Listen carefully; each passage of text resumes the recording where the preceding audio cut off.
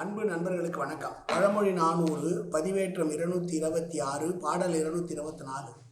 மரம் போல் வலிய மனத்தாரை முன்னின்று இறந்தார் பெறுவது ஒன்றும் இல்லை. குரங்கு ஊசல் வள்ளியின் நாடும் மலைநாட அகுது அன்றோ பள்ளியுள் ஐயம் புகழ்.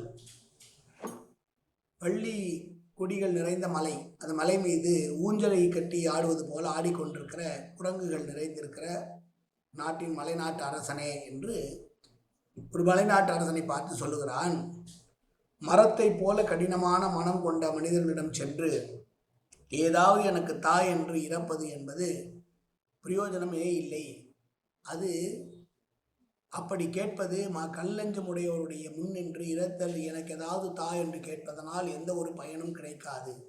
அது எப்படி என்றால், சமணம் முனிவர்கள் எல்லாவற்றையும் துறந்துவிட்டு பள்ளி என்று சொல்லக்கூடிய அவர்கள் இருக்கக்கூடிய இடத்தில் இருப்பார்கள்.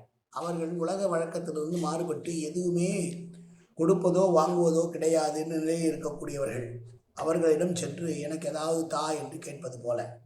ஏனென்றால் அவர்களே தங்களுக்கு வேண்டியதை எப்போதாவது வெளியிலே வந்து யாரிடமாவது கையேந்தி பெற்றுவிட்டு போய்விடுவார்கள். அவர்கள் எதுவும் சேர்த்து வைப்பதும் போவதில்லை.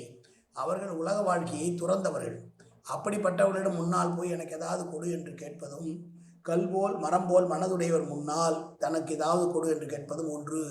எனவே இரக்கம் உடையவர்களிடம்தான் நாம் போய் சென்று கேட்க வேண்டுமே அல்லாது இரக்கம் இல்லாதாரிடத்து கேட்பதனால் ஒன்றும் பிரயோஜனம் இல்லை என்று சொல்லுகிற பாடல். மரம்போல் வலிய மனத்தாரை முன் நின்று இறந்தார் பெறுவது ஒன்றில்லை. குரங்கு ஊசல் வள்ளியின் ஆடும் மலைநாட அகுது அன்றோ பள்ளியுள் ஐயம் புகழ். நன்றி, வணக்கம்.